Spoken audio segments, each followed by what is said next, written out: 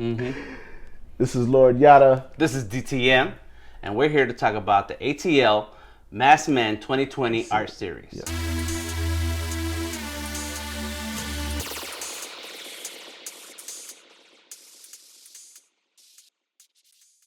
All right, the first one I actually worked on was Dante. Dante Yarbrough is a fellow artist, friend of ours. We've been knowing more than 20 years.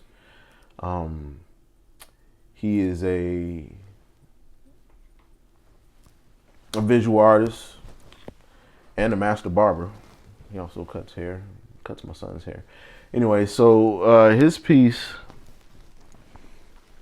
was the first one that I did, and what I tried to do for each piece is I wanted to put something in the piece that was kind of subtle, but kind of acknowledged a connection that I had with that person, or it alluded to something that they do or have a passion for. Now Dante also has some tattoos that I've done on him, and probably one of the most memorable ones is I did this whole puzzle piece pattern on his right arm. So I got the idea to make that part of his painting. So I grabbed one of my kids' puzzle pieces that they never touched for years. I asked if they weren't going to use it anyways. And put that in the background of the piece. I got some super glaze, and which is a resin. And I just kind of shuffled the puzzle pieces around in the background, making a frame for the piece. So it contained the pieces and poured it in there. And it kind of gave it a landscape in the background of the piece. Nice. So that was kind of just alluding to the tattoo that he had. And if he saw it, he would probably be like, "Oh man, that's cool." It's pretty funny how you, so you had a reference for the person, and then you look for things that you could add into the piece. Right. That's really cool. Yeah. Oh.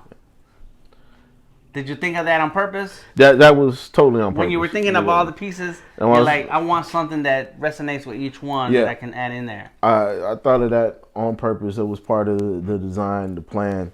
Crazy thing is, not all of them got that same treatment, because there was some things I just couldn't think about or couldn't.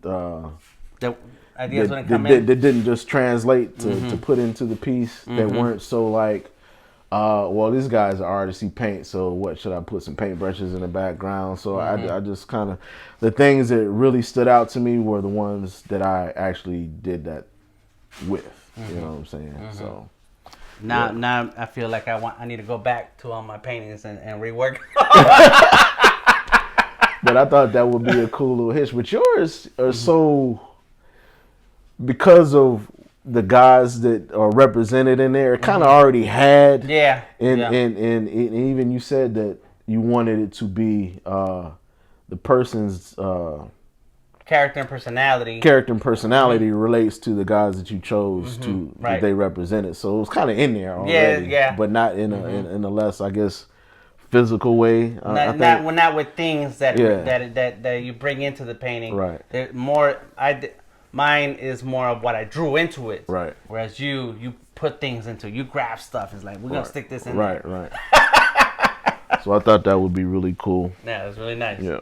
Dante's a cool cat. And one thing I always liked about Dante, and I have to say, is when I first met him and when I got to know him, the amount of work that he would put out and create. He took me to one of his studios.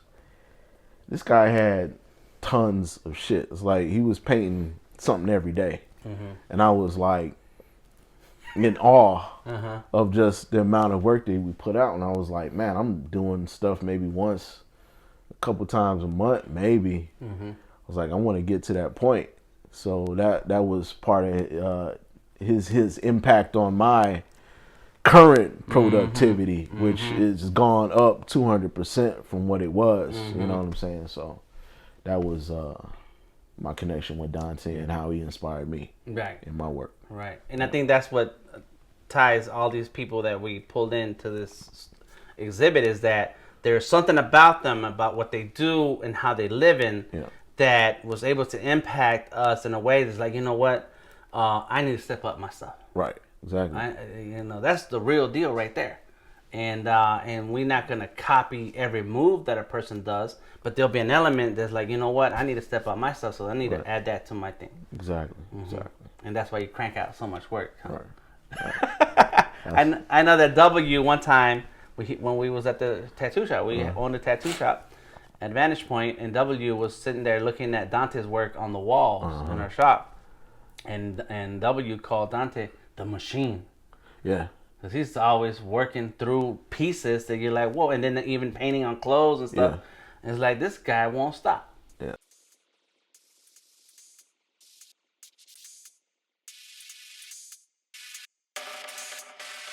Let's go in, nigga. Come on.